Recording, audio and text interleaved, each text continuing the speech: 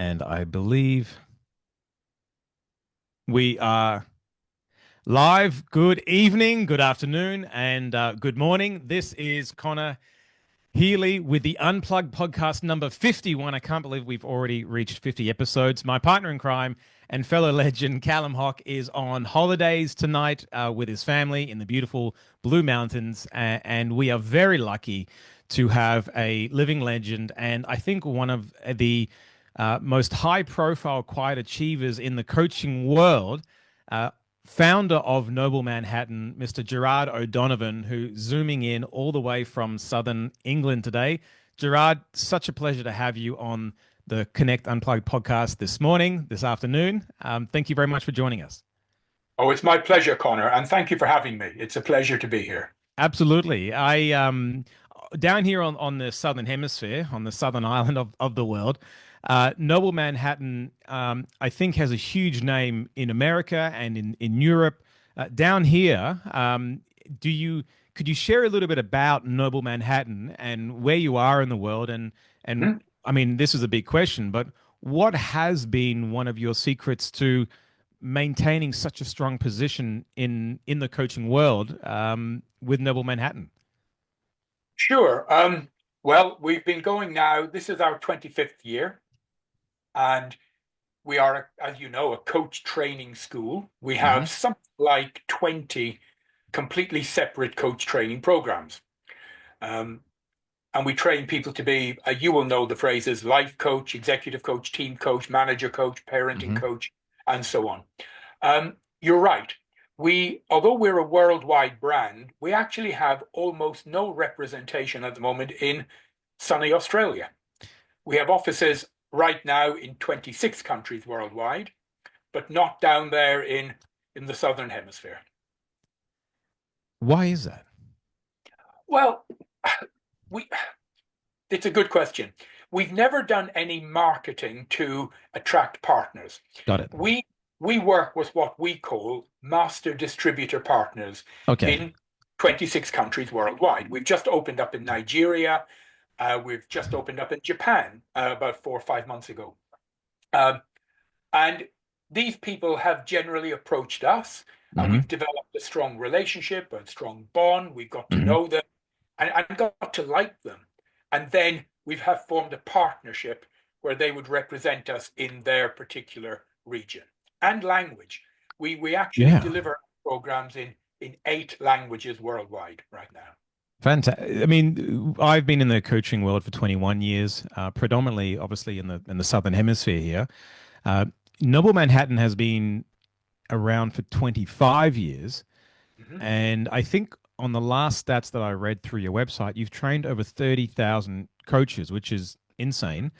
Um, what, where did it start? So, I mean, I have a general understanding why people get into the coaching world Mhm. through other podcasts and myself. But 25 years ago, coaching was really just in its infant stages in the Yeah. world. How did you know that this was going to be an area of growth? But I guess also let's go back a little bit further. How did you even end up in the coaching realm, yet alone founding one of the largest coaching schools and developers in the world? Purely by accident, Okay. absolute accident. Um, I was running a brief history. I Yeah, spent a yeah, number yeah. of years in the military, 9 years in the Royal Marines. I came out, I went into the insurance world of all things, um, built up an insurance company. I sold that. And in 1994, end of four, beginning of five, I Hmm. started a personal development company. Very small, just me on my own, working from home, Yeah. running courses on attitude, power of the mind, presentation skills, This is goal that's achievement. And but it was very small, and I had one secretary and so on. And there was a show in London called the Vitality Show at a place called Olympia, big exhibition center. okay. And it was a 4 day show. And I paid for a booth, a stand, Hmm. and my assistant came with me, lovely girl, and we we were all dressed in the company colors, and we had put roll-up banners and Yeah, posters, yeah, yeah. I know. Yeah, that's great. and it was all about personal development, not coaching at all, not coaching. Okay. And on the second day, I got bored, and I said to Stacey, "Look, can you man the stand? I'm going for a coffee." Hmm. And it's a huge exhibition center, Olympia, hundreds and hundreds of exhibitors. And I went and got a coffee, and I was just walking around. And as I walked down a wall, a pathway, a fire door opened, Hmm. and it was the back of a lecture room. And there was a lecture going on. So someone had been in the lecture and had gone out the back fire door, which you're not meant to do. You're not meant to open those. But they left the door open, literally as I walked past. And I could hear this lady, an American voice, talking inside. And I got curious. Hmm. So I just slipped in and shut the door behind me. And I stood in the dark at the back of the room. Now, everyone else had paid to go into that lecture. And Hmm. I just gate crashed it. Hmm. I stood in the dark at the back, and it was an American lady called Laura Berman Fortgang, very feisty lady from New York. And this was 1995. Hmm. And she was talking about this thing called life coaching, which I had never really come In across. 95. 95. Wow. And she talked about life coaching and what it is and what it does and how it changes people. And I just stood and listened and listened. And for me, it just pulled it all together. It pulled all the strands of personal development to like the hub of a wheel. Hmm. Hmm. So I waited. She finished. And you know what it's like. People do a talk at the end, people rush up. She was selling books in those days and cassettes and DVDs and Yes, those sorts of. cassettes. Yeah, yeah. Yep. And I waited and waited until everyone left. And she was just packing up her case. Hmm. And I walked up to her and said hi. And in those days, we had business cards. Yes. Um, I gave her mine. I asked for hers. And I said, I'm interested in this life coaching. How does one become a coach? And that's how it started. I then Hmm. investigated the industry. There was nothing in the UK. There was nothing in Europe. Hmm. So I trained with a couple of American companies back then. A man called Thomas Leonard, who was the father of coaching, and a couple of others. I did 3 different courses over a 14-month period. Okay. And then the end of 96, I started to coach. And I just coached and coached and coached. And in those days, people had no idea what it was. You know, you Hmm. would say, I'm a coach, and they thought you meant an autobus, and Oh, people would say, like a bus like a bus, yeah. or a How sports much does it? coach. Yeah. Yeah, they used to say, oh, you're a coach. How much does it cost to go from London to Yeah, Glasgow? yeah, yeah. And does your coach have toilets on board? And so I had to educate people, and and it was interesting, asking people to pay for a service they'd never heard of. Hmm. Um, but I coached and coached and coached day after day after day. And then in the year 2000, it was then I started to train my first coaches, just one or two. Um, and it has grown since then. And we've been Hmm. blessed. We've been just blessed to have attracted the most magnificent people to join us. Most of our team, they've been with me 18, 19, 20 years. Goodness. And um, yeah, so it's incredible. Brilliant. I love the backstories, by the way. So, how does someone go from the military to insurance? I could see that, and then from insurance to personal growth. What Okay. was the trigger, or the learning, or the decision, or the event that made you change track like that? Okay. So I left the military having done 9 years. I joined an insurance company right at the bottom. You couldn't get lower. Commission Mm. only and Yeah. cold calling, Okay. selling insurances, pensions, mortgages, savings, knocking on doors on the telephone. Um, I made no money, zero for the first 3 months. I had to Mm. sell my car to put food on my table. But then I got the hang of it, started to do well, started to then build teams. The company I was with, I left after 2 years, set up my own company called Noble Manhattan Financial Services. And that grew and grew. And we ended up having over 1,000 people in the UK. Um, we became the largest privately owned direct sales force insurance company in the UK. Wow. Okay. And that we were bought out, or I sold it to a company called Cornhill Insurance Okay. in '94.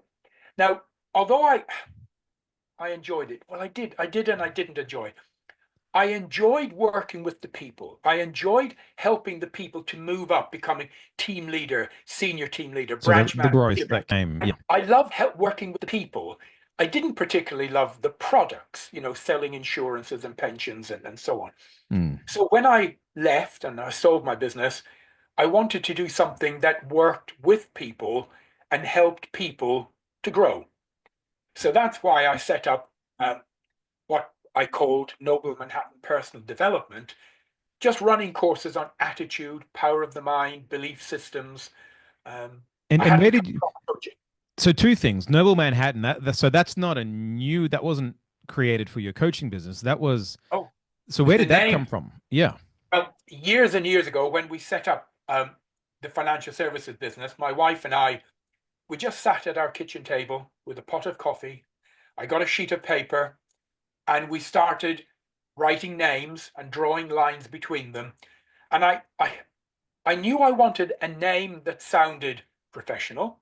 Mm-hmm. I wanted it to sound expansive, quite big, but even Mm. though it didn't exist, we were just starting. There was just me and my wife. Um, and when we linked Noble with Manhattan, It just had I a. can't understand. I can't explain it. It just felt right. Sometimes you feel it in your tummy. It just felt right. You looked out the window, a shooting star went by, and you said, "That's it. Exactly. That's it." Yeah, almost. So, and where did you get your content for the early days in the personal and professional development? Because it Oh, was it. I had learned that while I was building up insurance. So when I was in my insurance business, I Mm, knew I had to learn how to develop men and women, how to help them to build and grow. mm. So I sought out mentors, men like Jim Rohn from America, Oh men like yeah, he. Brian Tracy, You trained uh, with Jim? men like Zig Ziglar. Yes, I Yeah, did. yeah. These great men and women, um, Paula Pritchard, another one of them. I just sat at their feet. I learned, I Absorbing. bought every book they wrote. Back in those days, it was cassette tapes. I Yes. bought every tape I could get my hands on. Um, VHS. Yeah. yeah, in my car, I would play audio cassette tapes. I wouldn't listen to the radio. So I just learned and Sponge. learned from these great guys and girls in my insurance business how to motivate people, how to develop them, how to help them to grow. Um, these were my first teachers, really. Mm. And from that you created Noble Manhattan Personal Development. I did, and then changed the name a few years later to Noble Manhattan Coaching. And did you know that the coaching wave was coming? Um, No, not really. At the beginning, mm, no. At the beginning, I just had this. It was like a magnet. I felt drawn towards it. I felt mm, hugely, hugely comfortable in the coaching world. I felt this will sound a bit weird, but uh, I felt I'd come home. So when I yes. found Yes. coaching, I felt this is it for me. I Mm, wasn't thinking money. I wasn't thinking building a big business. I wasn't thinking global offices.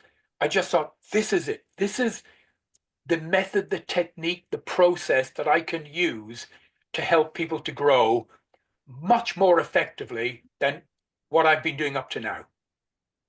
had you I was going to say this is loaded with a presupposition. The question that came to my head was, had you always been a spiritual person?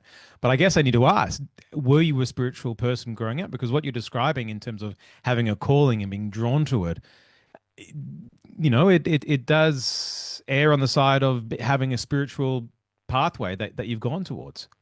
Well, I guess now I would say I am. Back then, I wouldn't have known what that meant. Mm, But I have always felt that there is far more to life than this physicality we can see around us. mm, I've always felt that there are powers that we can access that we don't know much about. I've always felt that our vision and what we can see is only a small part of what mm, really exists. and that's how I would have explained it back then. Mm. Now I I feel I know a lot more, having studied it in great detail. mhm. Um, so would you call it spirituality? Perhaps, I'm not sure.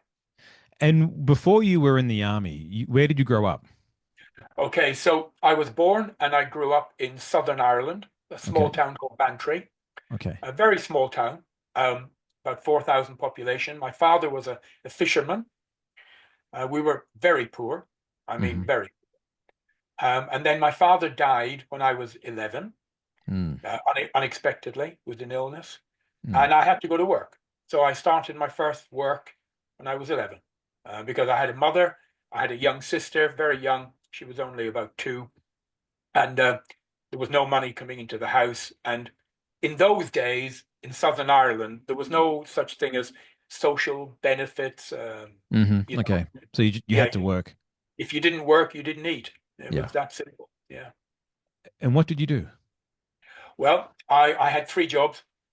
at I used 11? at 11. So I worked for a milkman person. I'd get up at 5 in the morning.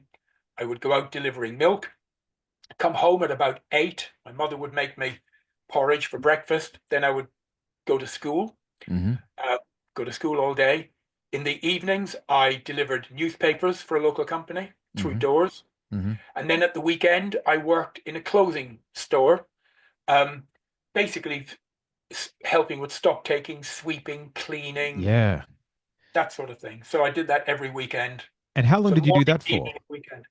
Oh, well, I did that for years, and then when I was 14, we moved to Scotland because my mother Okay. had a sister who lived there who could help her. And I did exactly the same. I got a milk job, I got a paper job in the evening, and I worked in a hotel every Saturday and Sunday. So I never had a weekend from age 11. And then when I was 17, I joined the military. Wow. And do you think that upbringing has given you a set of skills that you would have only been able to craft and refine having that sort of work-driven upbringing? Well, I don't know. You never really know. Mm. I know it has given me a huge appreciation for Mm. life Mm. and for what life has brought me and allowed me to be. It has given me an appreciation for what hard work will give you. Yeah. Yeah. um, you know, um, it's helped me to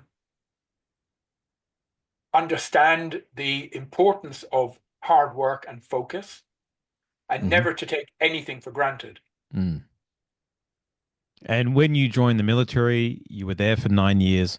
I was. Um, what was the catalyst for you to move on out of the military? Well, um, I had always wanted in my mind somehow to have my own business. My father, although he died, and he ran a fish business. Hmm. Uh, on my mother's side, they had always been in business. So the talk around the breakfast table, the dinner table as I grew up, was always about, I suppose maybe they didn't use the word goals. That wasn't part of our language, but talking about achieving and what we want to do and what our plans are and this and that. So All right. I've I've always had this in my mind that you have to work hard to achieve your destiny. And if you are, let's say, self-employed or have your own business, you are in the driving seat. Yeah. Yeah. So you have the ability to craft your future. So I've Mm. always had that mindset. I loved the Marines. I had a fantastic time, made wonderful friends, still friends today. And it gave me an appreciation of discipline, persistence. Um, but I felt after 9 years, I thought I'd like to strike out on my own, Hmm. see what I can do, see what Mm. I've got in me. You left the military. You've Mhm. had a very, as you said, you were very poor when your father passed, and I'm sorry to hear that he passed whilst you were so young. I guess you had a choice, didn't you? You could have gone one of two ways. You could have thrown your hands up and said, well, these things don't happen to us in our family, but you chose a completely different path, probably against the grain. Mhm. Was it a inner calling? Did you consciously know that I'm going to strive and be more than average? What was it? Or did you say something to yourself? What was it that made you tick that even wanted to excel in a certain direction?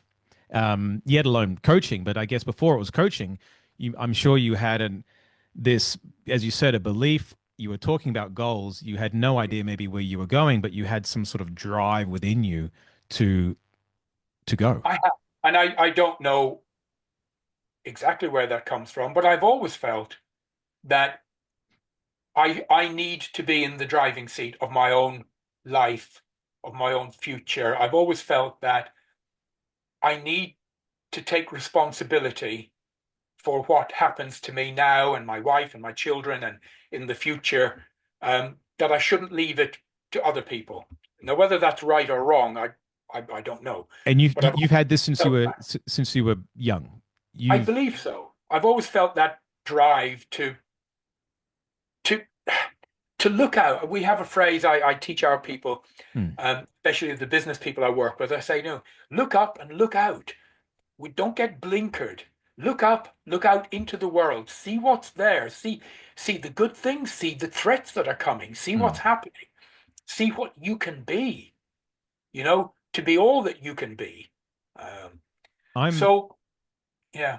I'm starting to feel there's a set of core principles that you live your life by that I'm feeling are jumping out at me, and one of them is obviously hard work. One of them is focusing on your goals, and one that you just mentioned now is being accountable and owning that accountability for what you're doing. You can't leave it up to anyone else. It is on you, and you either make it or you don't.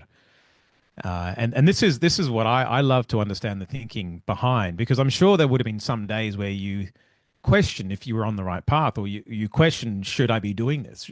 Shouldn't I just Oh, should have I stayed absolutely. in the army? It was secure. Why did I leave? Oh, I've had some terrible times. On a couple of occasions, I've literally lost everything, um, lost Okay. everything, um, and had to start again with literally not nothing, but less than nothing, with debts and Mm, and so. Um, so that was pretty tough at the time. mm.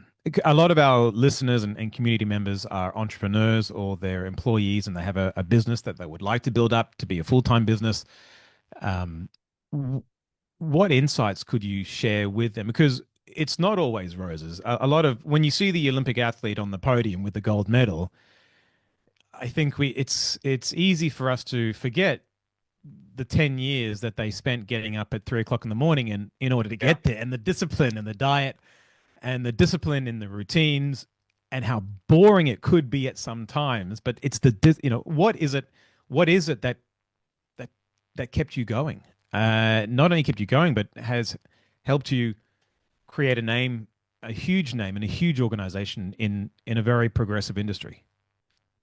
Well, there's an old saying, isn't there? Overnight success takes about 15 years. Yeah. So even in my worst times, um, and I lost my business at one time, lost everything, lost my marriage, um, you name it. And then my wife and I got remarried again after 3 years. Oh, beautiful. Yeah, yeah, and that was my fault completely, totally. Um, but even in the worst times, I always felt this is not the end. This is a road, a bump, although Hmm. it's a huge bump, and I can't always see the way out of it at Hmm. all. But I know that there is a way forward. There is a way out. Mm. Uh, and sometimes, negative emotions can be very powerful and positive. Mm. Uh, when I was in the Marines just before I left, I had a, do not kid myself anymore day. I looked in the mirror and thought, right, I've done it. I've Mhm. enjoyed my time in the Marines, but I don't want to sign up for another 22 years. Mm. I now need to move on to the next phase of my life, whatever that is. Mhm. Uh, Mhm. and when I was in the insurance world, made a fortune, sold my company, made an awful lot of money, made some big mistakes, lost absolutely everything, lost my house, my wife, you name it, my car. I was living in awful rented accommodation.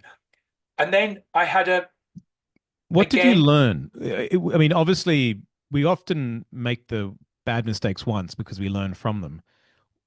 You said you took it, you owned it. You said it was completely my fault. I think the words you said. yeah, What was did you learn? I don't know if you are privy to what actually happened, but in that time when you just said and described the situation you were in, what well, learnings came to you? I had I learned that I need to be responsible. I can't. I went through a very short phase, and maybe I think this is normal, of blame, and that Mm, lasted a few months. You know, pointing the fingers out, blaming the economy, blaming the government, blaming the people around me, blaming you name it. Everyone else was to blame except me. Um, and that lasted a few months. And then again, I had a stand in front of the mirror moment, mm, looking at myself in disappointment and disgust at where I was. mm. And I thought, you need to get a hold of yourself. You need to start taking charge again and moving forward. Um, so I learned again that, there's an old saying, isn't there? I don't know where it comes from, but if it's to be, it's up to me. I like that. Uh, Yeah. that's been around for such a long time, but I had that in my mind. It came to me, and I thought, no, no, no. If it's to be, it's up to me. So let's stop all this blame. Let's look at where I am. Let's be honest about where I am. Mm. And now let's somehow, and I had no idea. Um, but what I've learned, I had no idea how to get out of that. But I knew one thing. If I can condition my mind and my belief system, think the universe will orchestrate events around me. Now, I know that sounds weird, No, now but we're getting. I like that we're getting some. We're getting juicy here. This is what I want to hear. yeah, This is what I was. I've Yeah. always known, and I've always used affirmations, Okay. um, and I thought, no, no, I need to get back to that, and I need to start focusing my mind. I don't know on what, but I created some affirmations. I started to focus. I started to vision and visualize myself not where I was, in a better place. And within weeks, literally weeks, things started to happen. People, places, opportunities started to arrive at my door, as it Yes. were. Yes. Um, and I just said yes, yes, yes, yes, and grabbed them. So I do believe that you and I, through the power of our mind, our vision, our belief system, we can orchestrate the material world around us Hmm. to create what we want. You see, in life, and I'm not lecturing, forgive me, No, no. in This. life, I'm in liking life, this. I love hearing this, Gerard. This is a belief that myself, Callum, hold. This is very, very aligned with what we show and teach, and it's really refreshing hearing someone who I've really never met before on the other side of the world created huge business globally, sharing this on the podcast. So please continue. well, I was going to say, I realized a long time ago, you and I, as humans, we don't get what we want out of life. And that's a shame. Neither do we get what we need. Now, if we did, there would be no starving children in the world. Hmm. What we do get is what we expect at a deep belief level. So we don't get what we want, we don't get what we need, but we do get what we truly expect at a subconscious level. Hmm. So we therefore need to, I won't use the word manipulate, or maybe I should. We need to change our subconscious thoughts, feelings, beliefs to be consistent with our major dominant desire. So there, you might not understand this. So we become a vibratory match Hmm. to what we want. And some people might not understand that language, but it's a language I feel deeply committed to, that we become a vibratory match to what we Hmm. want. I know. I think our community would resonate with this tremendously. So the vibration, what we put out is what we get, and the Yes, tuning of our vibration basically attracts what we put out. It's like almost like a magnet in a way, and the frequency of absolutely. our magnet is what goes out, and therefore the universe, whatever it is, responds in accordance to that. Yeah.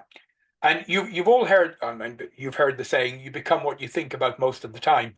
Not totally true. Um, you actually become what you feel about most of the Yes. time. But of course, you have to have the thought. The thought creates the feeling, Hmm. and it's the feeling inside us that actually manifests the world around us. Um, so the real statement is you become what you feel about most of the time, Mm. but you have to have the thought to create the feeling. And is this a line with the coaching that Noble Manhattan teaches, or is this a Gerard learning that you're sharing? Well, this is more of a Gerard learning, Yeah, it's but great. No, this is true, I felt that actually. true, It's not so much in too many coaching frameworks, but it should be. no, but I do lectures on this during the Yes. coach training programs, Yeah. um, and people can take what they want, Mm-hmm. what they feel will benefit them. It's so it's not part of the main core coaching curriculums that we teach. Hmm. We teach what we call pure coaching, ontological coaching, which is Hmm. non-directional, non-judgmental, and the answer lies within the client, not within the coach. Um, but we do extra trainings completely free for all of our people on what I've just covered for those who want it. Yeah, who are open to it. I think you do have to be Exactly. Yeah. have a part of your mind that is open to. I think coming back to what you said regarding spirituality, something that is out there that we can't necessarily put our hands on. Mm, You have to believe that there's something else out there. you Um, do. so did you apply this when you started Noble Manhattan coaching? At the very beginning, in the early days, did you have I an did. idea as to where you wanted to take it? Well, I did. And I first of all applied it to attracting my first students. Because again, I started with zero, zero budget, no marketing budget, no anything. And there wasn't email and social media quite the way Mm. that we have it today. Um, so I used to get leaflets printed and go out late at night putting them around through doors and letterboxes and all of that type of thing. Um, so I applied it first to attract my first students, and then it just slowly grew from there. It grew from there. I remember back in 2005, I think it was, uh, there was no Wi-Fi. A dongle No, hadn't been created. yeah, And in the trainings that I was a part of, I would go home when it was lunchtime in the training. I would go to the office, download my emails, do my emails for the day for a couple of hours, and then go back to the training room with yeah. no laptop. And I really enjoyed those days because I wasn't distracted. I could be 100% present in the training room. You just triggered a very friendly, a very nice, warm thought and memory from the past there, Gerard. So with the manifestation, let's go back to starting Noble Manhattan. Did you know it was going to have such an impact in the global world? Did you feel it was maybe another insurance company period of time where you may be there for about 4 or 5 successful years and then tap out? Did you have any understanding of just how much of an impact? I mean, 30,000 coaches is huge. 25, this is your 25th anniversary, and you're, I think you said 25 or 28 different countries. Everything's being translated into 8 different languages. That is truly making a difference in the world, Gerard. And was this always your intention, or did it formulate Well, over time? yes and no. Yes and no. It has grown. It had always been my intention to make a very positive impact in the life of others. Mm, And but to begin with, my vision, my dream was a lot smaller than it is now. mm, I thought, oh, if I can train 5 or 10 people to be magnificent coaches, imagine what they can do with their clients. So I was thinking in those numbers. Imagine if I could train 10 people in the next few mm, months. Oh, and then it was, well, what if I could train 25 people?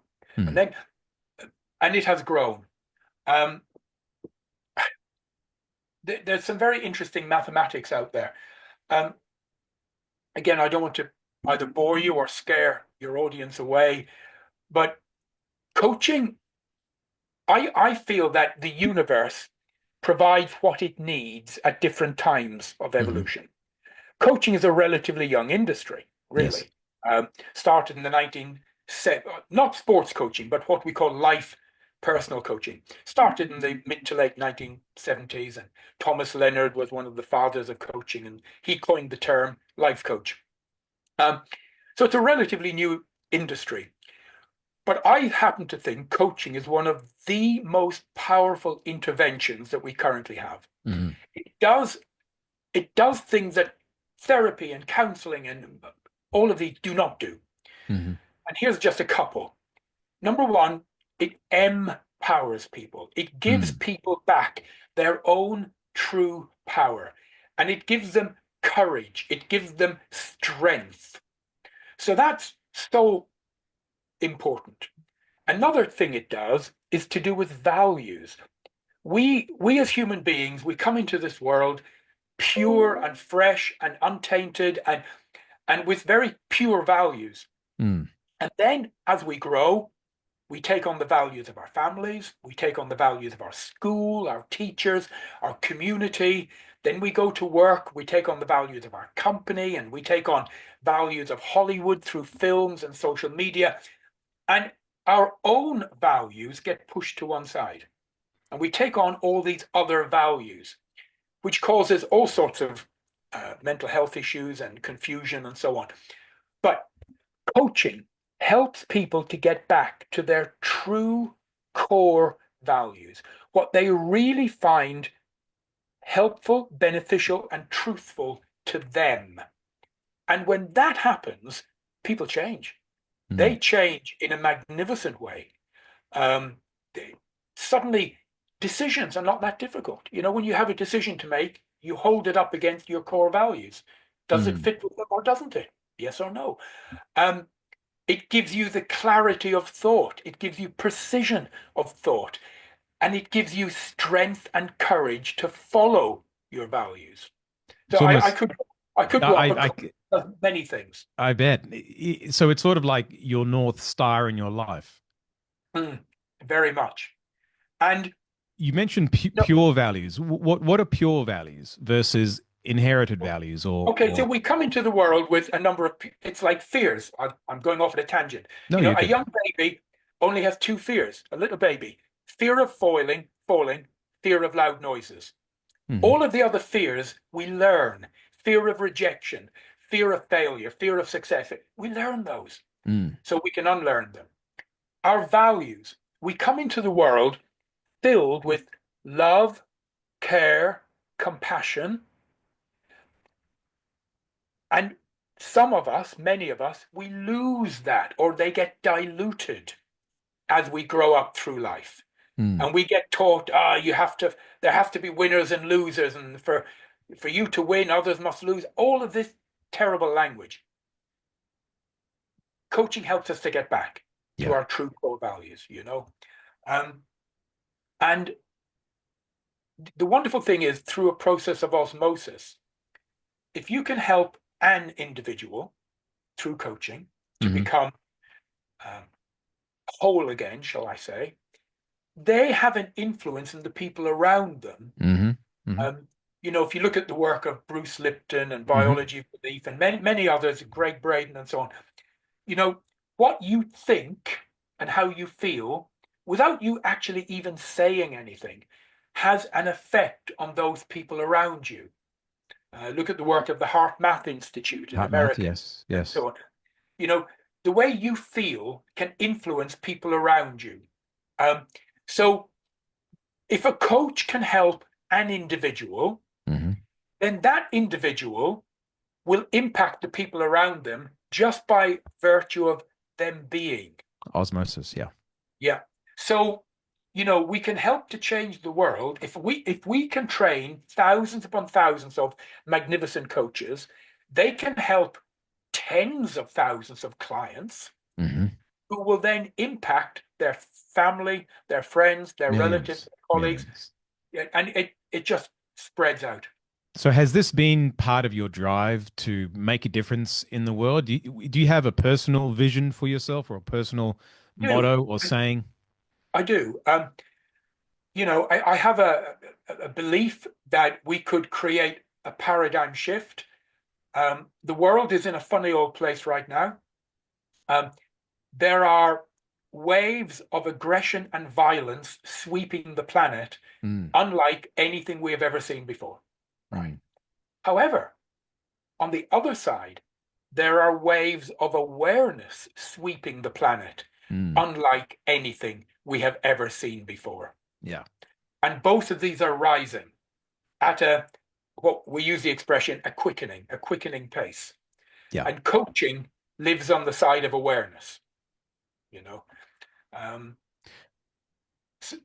Wonderful Dr. David Hawkins, who's passed on now, wrote the book, it talked about power versus force. Hmm. Uh, and force is the aggression, the anger, the manipulation. Power is where coaching lies. Mm. Uh, With the especially with the empower, Indeed. as you were mentioning before. So I love the concept. There's a wave of light and a wave of power and a wave of force. Yeah. Where do you see it? You've been in this field long enough, and I'm sure you've postulated in your own mind, maybe over a cup of coffee or your favorite drink late at night. Where do you see it going? It being these two waves. Oh, I have a strong belief that power will win out over force Mm, eventually. But history shows it doesn't at first. History will show that whenever the two go up against each other, power versus force always wins. But hmm initially, and force requires constant manpower, money, resources. It needs to be fed. hmm Power doesn't. I'll give you one simple example. I like this. Yeah. It's probably a bad example, but it's just come to my mind. In a country called India, uh, which was colonized by the British Empire and taken over by the British many, many years ago, Hmm. they took it over and held it by force. Armies, manpower, provisions, weapons, and so on.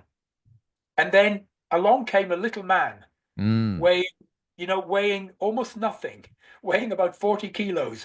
Along came this little man who, in a very short period of time, took back the whole country through use of power with almost no violence at all.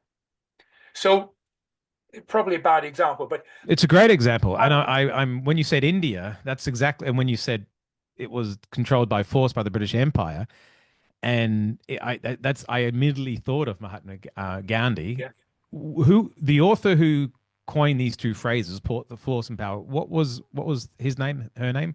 yeah, David Hawkins. He was a clinical kinesiologist. Interesting. Wonderful man, wonderful man.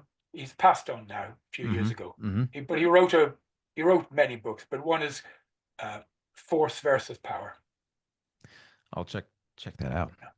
So what advice would you give someone who's starting a new? I mean, I could keep talking for a long. I'm really finding it interesting, your insights, and I'm curious as to which ones are Gerard's insights based on your vast knowledge. I assume you've read the books behind you, and you've been in this industry for a long time. Versus what is delivered through Noble Manhattan, and what you're delivering now is on the level that I think many of our members like to operate on. It's that it's that place where we understand reality, but there's a once you pull back the veil, there's something else happening. And anyone who's in tune with themselves, the universe can feel it. And after you feel it for a period of time, it becomes easier to articulate it. And I think, as you said, there's a new wave coming. And people, I felt that. I feel that. And so does Cal, that there's an awakening of sorts. I don't know if that's the right Yes. word. Awakening can have, I don't know, gospel connotations to it, but I don't mean that. But there is some sort of awakening of consciousness, if we want to use that language. Um, do you off air before we started? You said that COVID had a big impact on the business. Yes. It had a big impact globally across the world. What sort of societal or conscious related impact do you think COVID had on the world? And I guess if we could tie it into the force versus power. Yeah, very good example. Prior to COVID, we used to run a huge amount of physical face-to-face classroom trainings Hmm. in about 15 locations all over the world, from West Yeah. Palm Beach, Florida, to Dubai, to Turkey, to Romania, to Oh, Cairo, wow. to England, to all of. And then COVID came, and you couldn't do that. It was illegal, and we had to. And interestingly, we had booked a lot of hotel conference rooms a year in advance because Mm. you get a better price if you Correct. commit Yeah. Yeah. to, Yeah. to a year, 18 months. And many of those hotels held us to the contract, even though Mm. they had to close and they couldn't fulfill. They held us to the contract It's and that was made us sacrilege. pay. Yes. Yes. Yeah. So that hurt us hugely. And then we couldn't do our trainings. But of course, we then switched. We started to use Zoom, and with everything crossed, fingers crossed, we thought, please let this work. And my goodness, it did. And we started to attract men and women who would never have been able to come Yes. to our Yes. physical courses. Yes. People who couldn't afford it, they couldn't travel, they The had travel children, accommodation. families, Yep. Yep. accommodation. And so for the first few months, it was awful. And then it turned around and it became rather wonderful.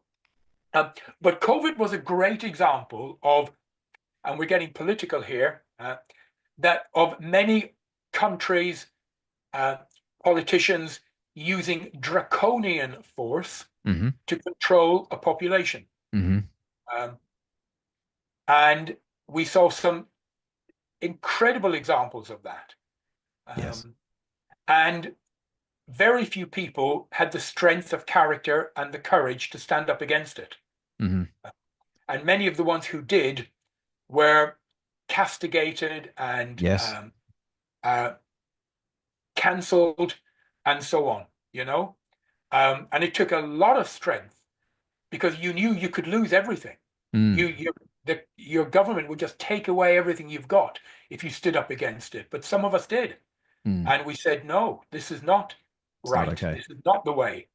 Um, but it was interesting to see how all of the governments all over the world spoke almost with the same voice, Same. using the same words, same language, almost as if they had been given the script to read, The same you script. know, Yes. same Yes. script.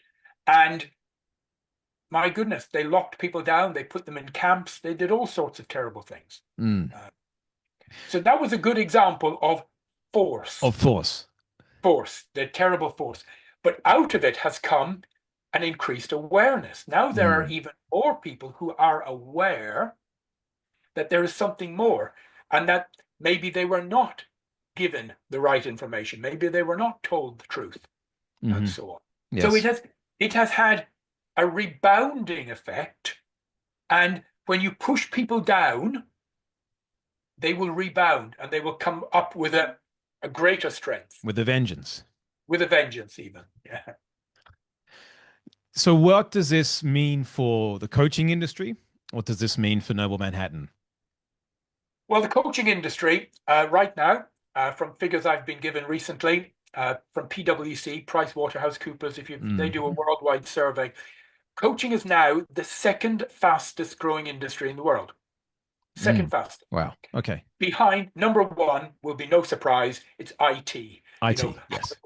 hardware, software, AI, all of that is growing like a volcano. But coaching is the second fastest growing. And it's because it produces magnificent results. Right now, although when you look on LinkedIn, it would seem everyone is a coach, most of them have not been trained properly, there are actually not enough good quality professional coaches in the world to Mm. fill the need. The need. Yeah. You know, I'll give you a little mathematical example. How many coaches are there in the world? Well, the figures change, but the best guesstimate is about 300,000. These are men and women who have gone through a proper official training and so on. About 300,000. Is that a lot? Is it a little? Well, in the United Kingdom, there are 400,000 registered therapists. Now, we know that because they have to be on a government register. Right. 400,000. 400,000. In America, US, there are 1.2 million registered therapists. We know this because they have to be insured and the insurance companies keep Okay. record. So now go back, there are 300,000 professional, I use the word professional qualified coaches. Mm-hmm. Actually, that's not much. Not a lot. No, that's not a No, lot at all. no. So there is an enormous room for growth. Um, there are many companies right now that want to bring in quality coaches. They Mm-hmm. can't find them. Um, so, no, my feeling is that the coaching industry will grow and carry on growing for many years to come. And even new innovative techniques like AI will be of benefit to coach. They won't replace coaches at all, but it will benefit existing coaches who are able to use AI to help them help their clients even more. This is, I get approached a lot by people who have created AI. In fact, today I had a meeting with someone and they have I kept referring to them as a bot, but they kept correcting me and said, no, they're not bots, they're AI agents. Yeah. And you should treat them like another employee of your company. And I had to wrap my head around that because anyway, maybe I'm old school, but I had to wrap my head around that. So can you unpack that a little bit for our viewers? Because I'm sure you've been contacted every second day by someone who says, "Hey, I can clone you and make an AI Yep. agent out of you, and then they can see all your clients, and you don't have to do anything," or words to that effect. Could Yeah. you share with the world? Because I would imagine you'd be somewhat at the forefront of the AI revolution with coaching. We've been looking into this an awful lot. Now, so I'll do the negative bit first. Okay. So there will be situations where companies will pay quite a lot of money to create an in-house AI coaching agent. Yeah. Okay. So that some of their individual managers can log on to their intranet, log on to the AI coach, ask some questions, get some immediate help with some Insights. Yep. situation. Okay. So that will happen and that will grow. Right. But it will not replace a number of things. One, it won't replace companies bringing in coaches to work with teams and senior executives on a one-to-one basis. Mm, AI can't do team coaching the way mm. a human can sit in a room with 8 other people around you in a semicircle and you do a team coaching session. Yeah, definitely. AI can't do that. AI can't do the one-to-one, and I use the word deep, very, very deep and personal one-to-one executive coaching. Not quite the same way at all with the emotional content. Yes. What AI can do is it can help coaches in a couple of ways. So it can help coaches increase the number of clients they are working with simultaneously. Hmm. So instead of a coach doing one, one, one, one, one, one, they can have multiple clients and they can manage those much more effectively. And it will help them with their time management and with their income. Because instead of maybe dealing with, 5 clients in a week, so 20 in a month, they could have 100 in a month. Hmm. It will Okay. also help coaches analyze and assist their clients more in terms of analyzing their goals um, in a deeper way. Okay. So it can be a tool that will help coaches get more clients and on the marketing side, get more clients, have more clients, work with more clients, and be more effective with those clients. Okay. I with the mark, how would it help with it? Could you unpack the you mentioned a coach can see one person a day, that's five a week. Now they Yeah. can see 20 a day, that's 100 a week. How Yeah, how because would that work with right, with AI? because they can intersperse their one-to-one interactions with their client, which would be like you and I are here now Hmm. on Zoom. I can see you, I can see your facial expressions, I can read the body language, but I can only do 1 an hour, 1 an hour. But I could intersperse that with AI working with the clients with me. So the client could have a session with the AI twice a week, and they could have then a session with me once a fortnight, live, and Okay. the sessions will mesh together. All right. And with the session with And it the AI would again give feedback to me as the coach. correct. And I would get all of those notes and I'll get all of that, which I will then address in our live session. Got it.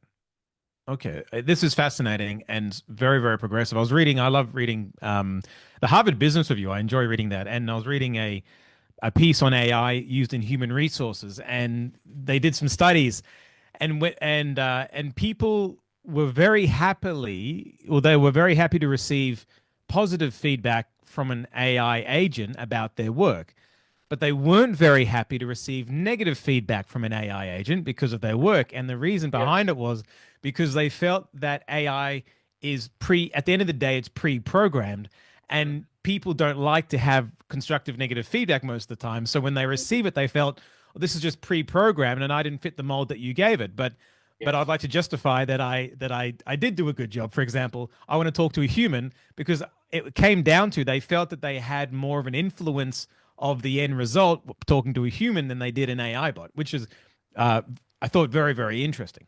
What are your Yeah. thoughts And on it on, on and that it one? will make dealing with a real human more of a premium experience. Yes. Do you think that would be in sales as well? Yes, I Yeah. do. Most And definitely. I think for a time there was the hologram. Remember the hologram? I do. They were saying, oh, X so and so is going to be a hologram on stage, and then they won't have to leave their house in America. Do you think the world's gone off that tangent, or do you think the hologram is maybe going to have a comeback later on? It might have a comeback, but for the moment, it's exited, left, it's A left little the while stage. ago. Or what about you have virtual, like everyone has a virtual goggles, they feel like they're on stage or next to the presenter or the coach. Do you see that maybe having a comeback as well? Possibly. Yeah. It and it would need to be a little more advanced than it is now, which it probably will get there in a year or two. But again, it would allow you to I could coach you, and we'd both be wearing our goggles, but instead of looking at each other on a Zoom screen, it would be as if we were sitting together Yes. opposite each other having a cup of Yes. coffee. Yeah. Yeah. So I would see your whole body and I would see everything, and you would see me, and we'd have a coffee together. So it could potentially make the experience more real. More real. My beautiful wife Amanda, she's a coach, hypnotherapist, and counselor down here, and she for a period of time, I'm not too sure if she still uses it, but she was using there was a virtual program for working with clients who had phobias. So if someone had Mm, a snake phobia, for example, so you'll do the work, and then they'd put the goggles on, and then it would have a snake in front of them, for example, and it was yes. able to somehow help them on a therapy level. And there was scientific studies that supported it, etc. But I felt that it's funny, isn't it? Some great ideas like the hologram, you think there's potential there, but then something else lifts off and just completely gazumps it, and you Yes. completely forget about the hologram because this area has taken off, and you never know which seed is going to sprout. Everything No, gets you watered, don't. but which seed is going Yeah. to sprout? And But so speak. So yeah, I'm conscious of your time. I know you're very, very busy. And I want to thank you so much for investing this time in this morning, your morning, my evening, sharing what you have with our community members regarding Noble Manhattan. I asked at the very beginning, why aren't you down here in Australia? It seems like a leading, very progressive coaching organization. How can someone find you if someone wanted to connect with you? If someone wanted to bring Noble Manhattan down to Australia, could you unpack that for us, of please? course. So, right. We do have many individual students from Australia who have Ah, signed up and done our programs. So quite okay, a few. But we have no partner on the ground. okay, All around the world, we work with what we call master distributor partners. So it could be an individual, a single man or woman. It could be, in some cases, it's a couple. In hmm some cases, it's a company. They're all different. But they have come to us and said, we would like to be your representative. We want to be Noble Manhattan in Switzerland, in Spain, and you know.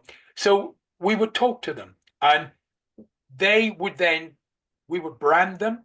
We would set up the coach training school for them in that Hmm. country. Hmm. We provide all of the infrastructure, the IT, the learning management systems, the IP, and then we train them. We give them a 12-week initial training program, and then even more after that. So they become our real partner Okay. in that territory or country.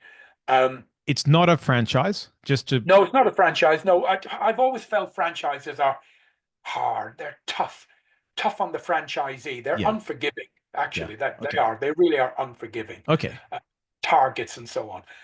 No, ours is we call it a distributor because they are Okay. there to distribute our products and services. Hmm. And if someone, so Noble Manhattan, Noble I, so it's Manhattan. Noble Noble hyphen Oh, hyphen. Manhattan Manhattan.com. They just go there. There's a number of buttons you can send emails and so on. And information. So if there is anyone out there who would like to connect with Gerard or one of your team members, jump on the website and contact them. I know one of, I think, is it a master distributor in the UK? A good friend of mine, Ash. Ashley, yes, indeed.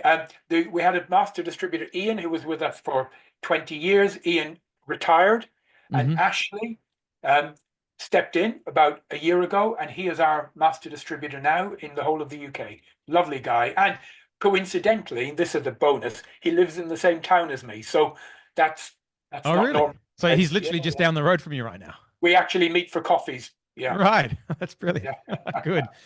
So I guess if I'm to sum up if I could bottle what has driven you and I guess given you that drive to want to make a difference in the world from a very young age, you with your family around the dinner table, you didn't know it at the time, but people were focusing on what they wanted. They were bringing the dreams into their minds and verbalizing them and putting them out there into the universe. You knew from a very young age you had to take accountability, and that learning reared its head again when you left the military, when you left the Marines, and then again after your insurance company learnings.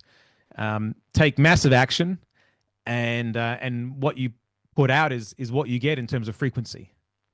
Yeah. And one of my mentors, a man called Bob Patmore, or Robert Patmore as he's known, um, he taught me something. He said, Gerard, take heavy action on a good idea. Other people will look at it, think about it, sleep on it, have a coffee, talk about it, but never actually take action. Mm. And you've taken a lot of action. I Brilliant. try. I try. Well, Gerard, again, thank you very much. What's it about 12:15 in the afternoon Yes, for you? yes. Lunchtime for you? It's 9:13 my time here in Australia. Bedtime for me. Just a massive, massive thank you very much for being here. And we will see you again very soon. Connekt Unplugged number 51, signing off with Gerard O'Donovan. Bye for now. Thank you, Connor. Thank you so much.